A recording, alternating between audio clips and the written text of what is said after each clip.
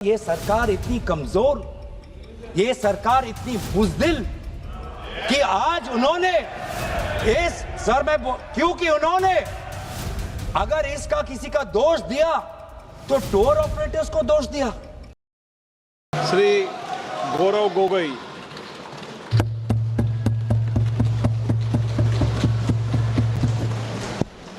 धन्यवाद अध्यक्ष महोदय। आज हम इस विशेष चर्चा में भाग लेने के लिए खड़े हुए हैं और ये चर्चा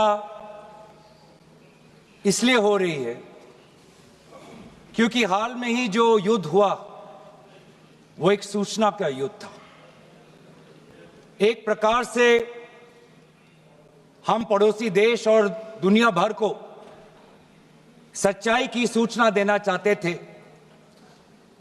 और कुछ ऐसे ताकत थे, ऐसी शक्तियां थी जो भ्रम का सूचना सारे देश में, सारे दुनिया में फैला रहे थे। और इसीलिए इस चर्चा का विशेष मांग यह है कि आज सच्चाई सदन में आनी चाहिए, सच्चाई पहलगाम की आनी चाहिए, सच्चाई ऑपरेशन सिंदूर की आनी चाहिए, सच्चाई विदेश नीति की आनी चाहिए। और यही आज हमने सूचना का जो युद्ध की जो बात हम कर रहे हैं वो आज हमने आदरणीय राजनाथ सिंह के भाषण में सुना।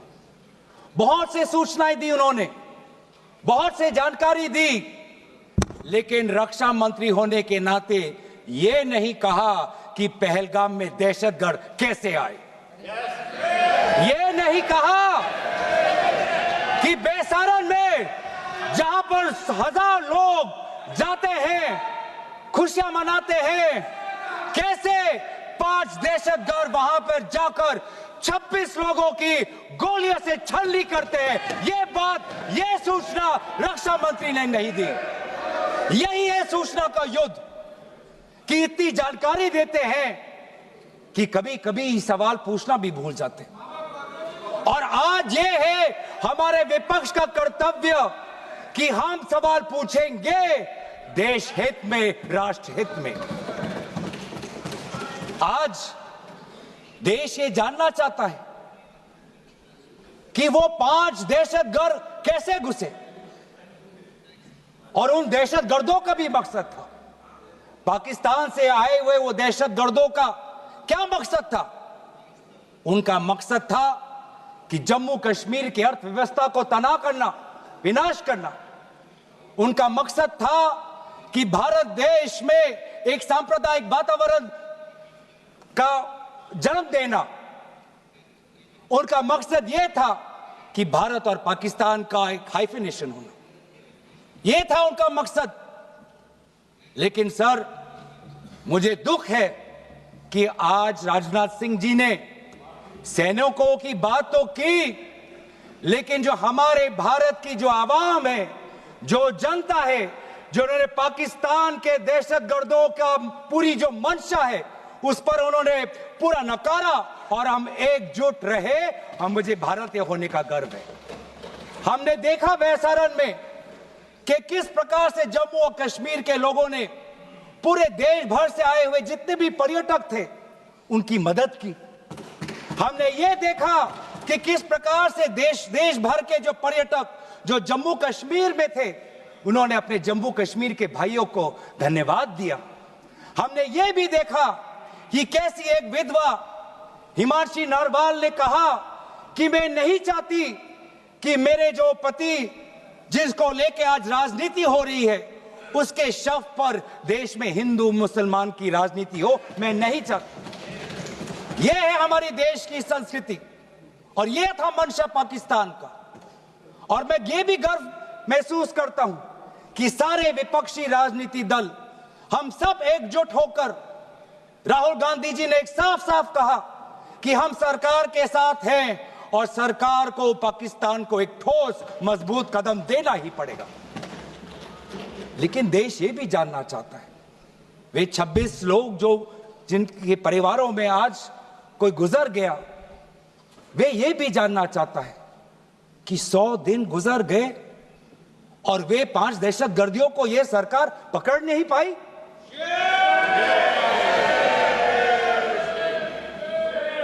देश के वो लोग ये भी जानना चाहते हैं कि ये जो 5 दहशतगर्दे थे, दहशतगर्दी जो आए टेररिस्ट, निश्चय इनको किसी ने पनाह दी, निश्चय इनको किसी ने जानकारी दी, निश्चय ये पूरा जो 1 घंटा का जो उन्होंने गोला बारूदी की, उसके बाद ये फरार हो गए।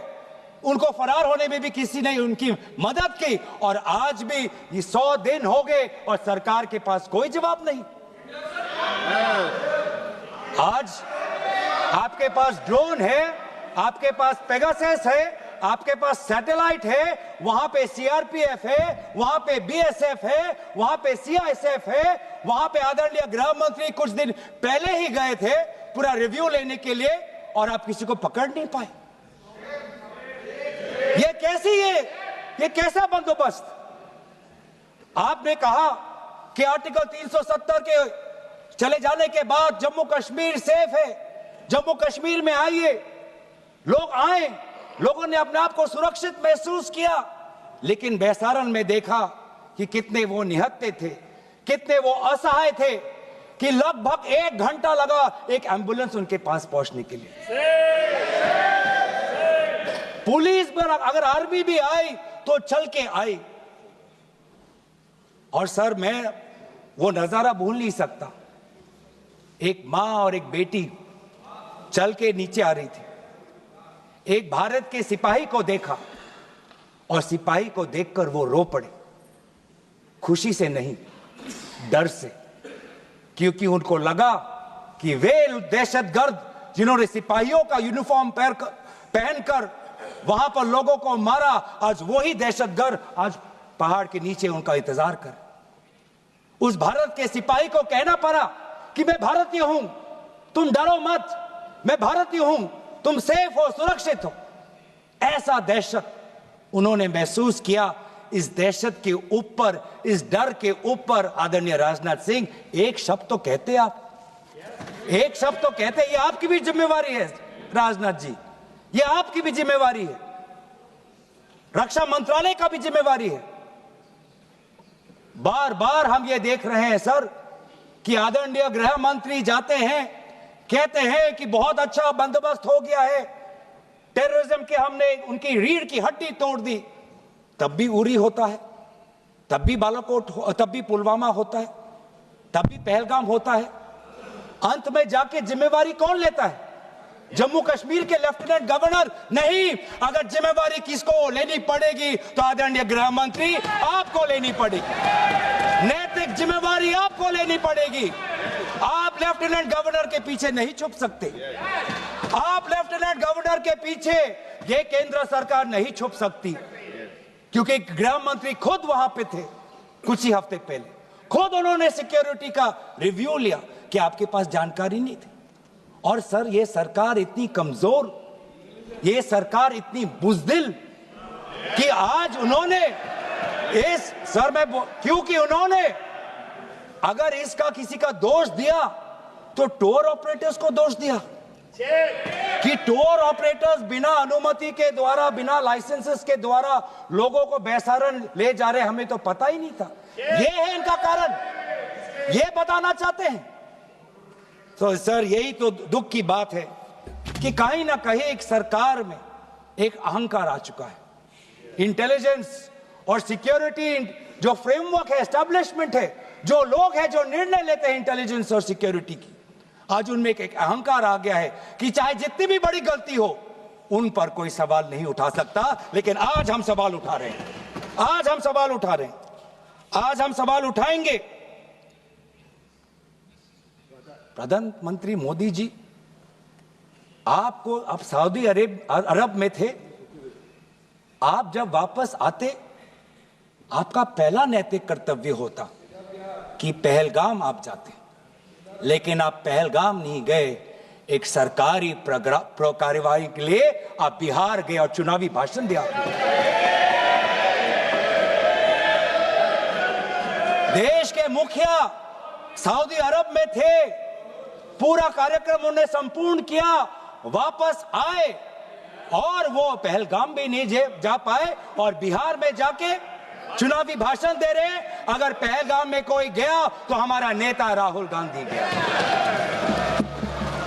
अगर पहलगाम में जो लोगों की मृत्यु हुई उनके लिए अगर शहादत की मांग कोई कर रहा है तो हमारा दल का नेता राहुल गांधी कर रहा है।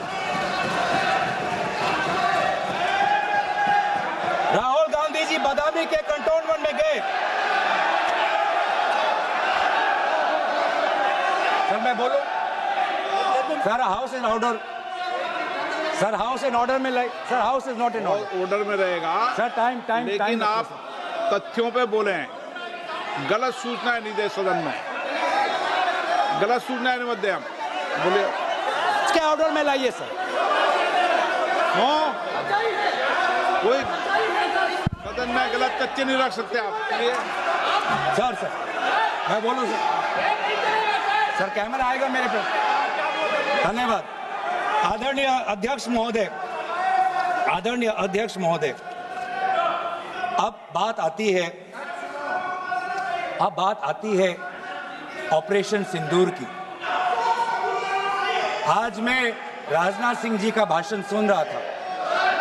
मुझे पता नहीं चल रहा था कि राजनाथ सिंह जी जो वो भाषण दे रहे थे वो किस समय का उजागर कर रहे थे।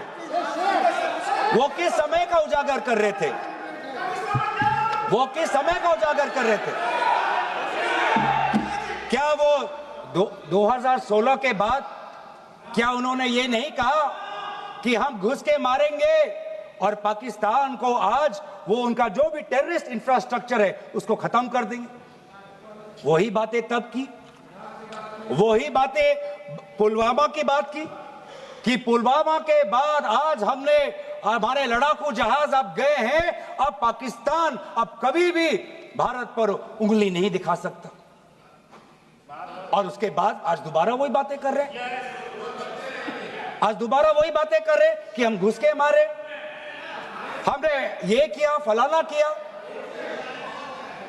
और ये अब भी कह रहे हैं कि ऑपरेशन सिंदूर कंप्लीट नहीं हुआ, अधूरा है, क्योंकि कल को जाके दोबारा पाकिस्तान कर सकता है। ये खुद कह रहे हैं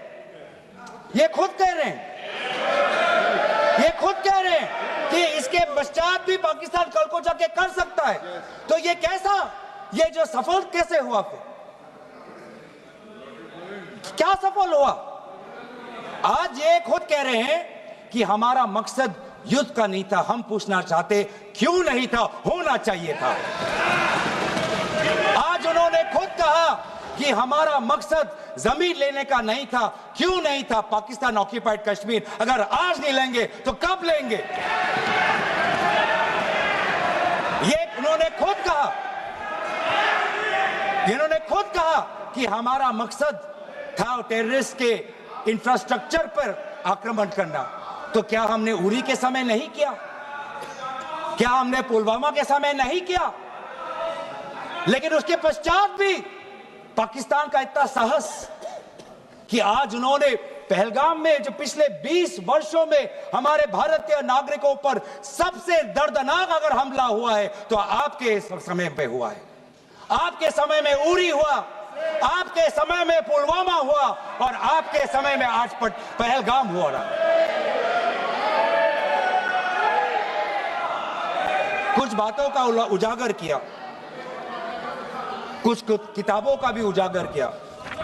ये नई प्रक्रिया है सर। हर चर्चा में आदरणीय भाजपा के नेता एक किताब उठा लेते हैं, जानकारी दे रहे थे। हमें नहीं सर, ब्लूमबर्ग को क्या जानकारी दिया? मैं पूरा पढ़ लेता हूं without editing. What is important, क्या जरूरी, हिंदी में अनुवाद करने की कोशिश भी करता हूं, मत करो। क्या ये जरूरी नहीं कि जेट गिरे, पर क्यों गिरे, क्या गलतियां हुई, वो महत्वपूर्ण है। संख्या महत्वपूर्ण नहीं सर। 35 ही राफेल है देश में, 35 ही राफेल है। अगर उनमें से कुछ गिरे भी तो देखिए सर, मुझे तो लगता है कि बहुत बड़ी क्षति हुई। 35 राफेल अगर कुछ उनमें से भी अगर कुछ गिरे तो मुझे लगता है कि जरूरी है, क्योंकि आपको लगता है कि 35 राफेल काफी है, तो अगर कुछ गिरे तो वो भी जरूरी है। और उन्होंने उसके बाद ये कहा कि ये बात अच्छी है कि हमने अपनी गलतियां को समझा, उसको सुधरा, और 2 दिन बाद हमने अपने जेट को उड़ाए और दूर से हमने आक्रमण किया। सर, ये मैं थोड़ी जानकारी चाहूंगा। हमारे पास जो हमें संदेश मिलता है कि दुनिया के सबसे बढ़िया और बेहतरीन लड़ाकू जहाज हमारे पास है, सबसे बेहतरीन पायलट हमारे पास है, तो सीडीएस को ऐसा क्या कहना पड़ा, ऐसा क्या परिस्थितियां हैं कि हमारे हमारे लड़ाकू जहाज क्लोज रेंज में नहीं जा सकते, उनको दूर से ही फायर करना पड़ता? ये क्या है? ये क्या पाबंदी है? ऐसी ये क्या पाबंदी है कि सीडीएस को ये कह रहे हैं कि हमारे लड़ाकू जहाज ने पहले दिन गलतियां की, गलतियां हमने सुधारी और दूर से हमने आक्रमण किया? क्या हम पास से नहीं कर सकते? ये जानकारी हमें दे। हम ये जानना चाहते हैं कि lieutenant general Rahul R Singh ने सदन के अंदर नहीं, सांसदों को नहीं, राजनीतिक दलों के फ्लो लीडर्स को नहीं, फिक्की में जाके कहा। क्या कहा? उसका भी मैं हिंदी में अनुवाद करता हूं कि पाकिस्तान तो सिर्फ फ्रंट पे था और पाकिस्तान के पीछे चाइना उनके पूरी तरीके से समर्थन कर रहा है। ऐसी कोई आश्चर्य की बात नहीं होनी चाहिए, क्योंकि पिछले 5 वर्षों में लगभग 80% मिलिट्री हार्डवेयर पाकिस्तान को सब पूरा चाइना से मिल रहा है। तो सर, मैं आज पूछना चाहूंगा आदरणीय राजनाथ सिंह जी से, जो सरकार चीन को लाल आंख दिखाने की बात करती है, एक बार भी आपने चीन का उजागर अपने भाषण में क्यों नहीं किया? आर्मी कर रही है, आर्मी के कह रही है, आर्मी कहती है कि सिर्फ चीन और पाकिस्तान का ये 2 फ्रंट नहीं, अब 3 फ्रंट का भी हो सकता है, कन्वर्जेंस हो सकता है चीन, पाकिस्तान और बांग्लादेश को लेकर। लेकिन मैं सरकार को याद दिलाना चाहूंगा कि ये जो 2 फ्रंट की जो बात थी, इस बात की शुरुआत किसने की थी? इस बात की चेतावनी किसने दी थी? इस बात की चेतावनी इसी सदन में हमारे दल के नेता राहुल गांधी जी ने दी थी। और यही हम जानना चाहते हैं, कि आज जो युद्ध हुआ, इसमें पाकिस्तान को चीन से कितना समर्थन मिल रहा है। हम सेना से नहीं, आज हम आदरणीय राजनाथ सिंह जी से और प्रधानमंत्री मोदी जी से जानना चाहते हैं।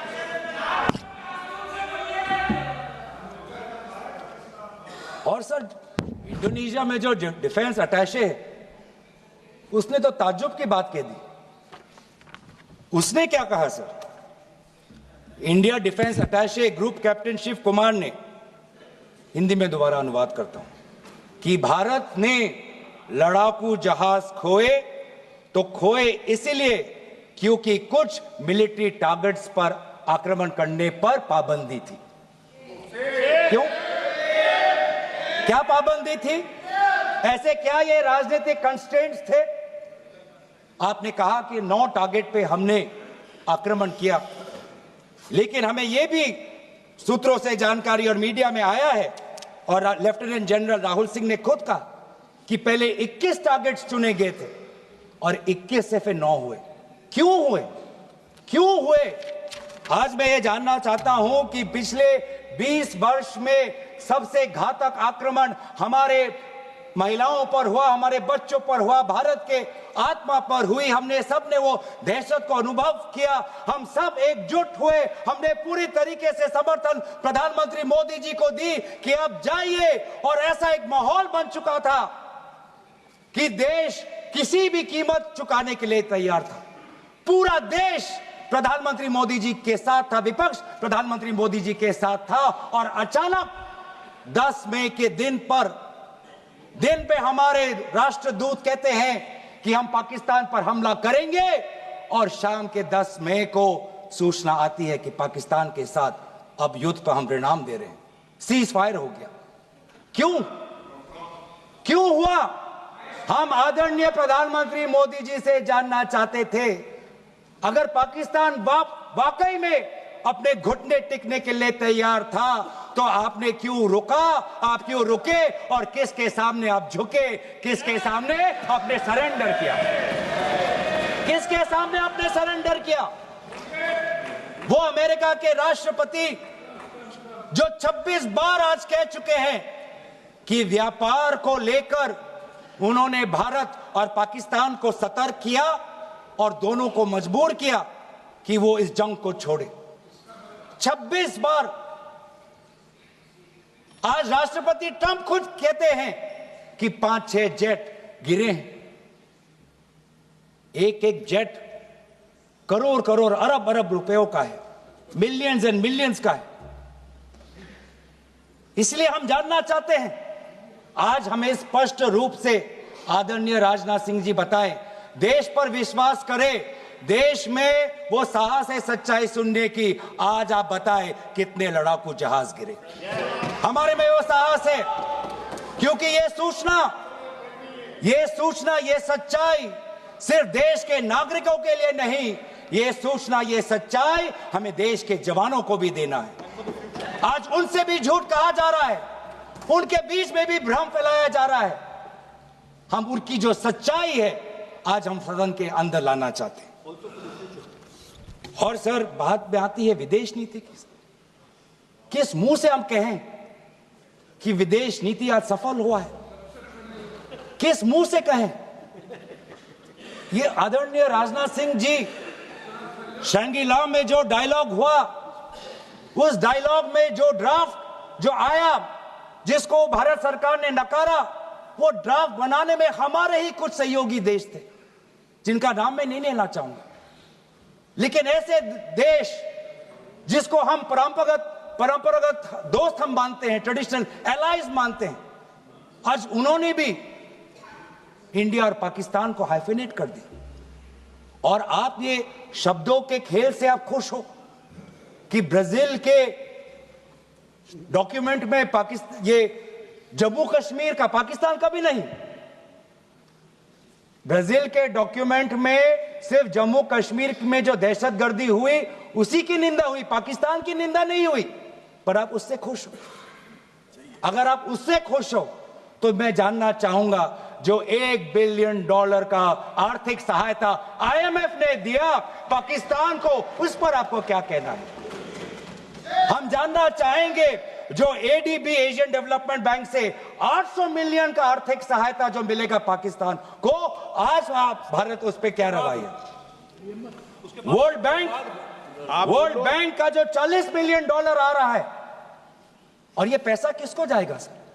पाकिस्तान की नेतृत्व उनकी जनता या उनकी चुनी हुई सरकार नहीं, पाकिस्तान की सरकार का जो रिमोट कंट्रोल है वो पाकिस्तान की सेना के पास है। तो ये सारा पैसा वहीं जाएगा जहां पर हमने मिसाइल गिराई। तो क्या इतना भी हम नहीं कर पाए? क्या इतना भी ताकत नहीं? क्या इतना भी विश्व गुरु में लोगों का विश्वास नहीं, देश अंतर्राष्ट्रीय नेताओं का विश्वास नहीं कि IMF का एड ना जाए पाकिस्तान के पास, वर्ल्ड बैंक का एड ना जाए पाकिस्तान के पास, ADB का एड ना जाए पाकिस्तान के पास? आप में इतना भी ताकत नहीं कि एक देश ने पाकिस्तान को टेरर स्टेट का दर्जा नहीं दिया। एक देश ने आज FATF financial action task force में, जिससे बहुत नियंत्रण पाकिस्तान पे पड़ती थी, आज उससे वो 2022 में निकल आई ग्रे लिस्ट में। क्या वो डालेंगे? तो इसीलिए आज हम ये मांग करते हैं कि सरकार, अब डरिए मत, सच्चाई से डरिए मत। उस दिन भी देश सरकार के साथ दहशतगर्दी के खिलाफ खड़ा था, विपक्षी दल सरकार के साथ खड़े हैं, और आज भी दहशतगर्दी के खिलाफ सच्चाई के पक्ष में देश और विपक्ष आज सरकार के साथ। आप हमें अपना दुश्मन ना समझे, हम सरकार के दुश्मन नहीं हैं, हम अपने देश के पक्ष में बोल रहे हैं, जवानों के पक्ष में बोल रहे हैं। पर आप हमें कृपया सच्चाई देने का हमें वो सम्मान दीजिए। सच्चाई सुनने का अधिकार हमारा है, और जितने बार आप झूठ और भ्रम फैलाएंगे, हम उतनी बार आपको पूछते जाएंगे कि आपने क्या किया। और इसीलिए आज मैं खड़ा हूं। अपेक्षा बहुत की थी कि पहलगाम का उजागर होगा, आदरणीय गृह मंत्री नैतिक जिम्मेवारी लेंगे, राष्ट्रीय सुरक्षा सलाहकार नैतिक जिम्मेवारी लेंगे, और प्रधानमंत्री मोदी जी कहेंगे क्यों उन्होंने ऑपरेशन सिंदूर जो अंतिम अंजाम था, हमें तो मीडिया में सुनते हुए ऐसा लगा कि हम कराची में उठेंगे। मीडिया में हमारे भारत की मीडिया जो जिनको सूचना आपसी मिलती है, उनका सुनने में लगा कि आज तो हम फतह करके ही रहेंगे, लेकिन पता चला कि नहीं, कहीं ना कहीं हमारे पैर डगमगा गए, और जो अंतिम परिणाम था उससे पीछे हम हट गए। हमें पीछे नहीं हटना, हमें आगे बढ़ना है, सच्चाई के साथ, लोकतंत्र के पक्ष में। इन्हीं बातों के साथ मैं अपना पक्ष समाप्त करता हूं। धन्यवाद। जय हिंद।